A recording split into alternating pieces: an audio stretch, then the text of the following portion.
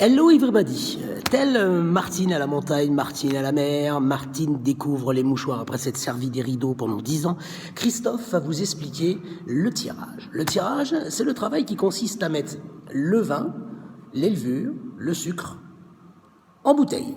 Alors comment ça marche, comme dirait l'autre? Pas compliqué. Tout d'abord les levures. Les levures, on va prendre ces petites bêtes et on va les réhydrater. Pardonnez-moi cette petite secousse. Comment se présente une levure à la base? Comme ceci. J'espère que vous avez bien vu.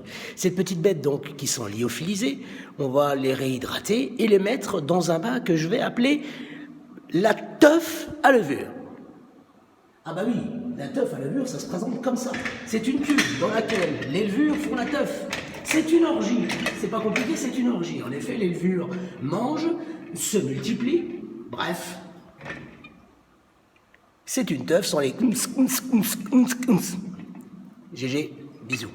Une fois que les levures sont prêtes et donc assez multipliées, on va les incorporer dans la cuve ici présente avec le sucre qui est là. Évidemment, le sucre, on ne va pas le mettre comme ça en morceaux, en sac, mais non.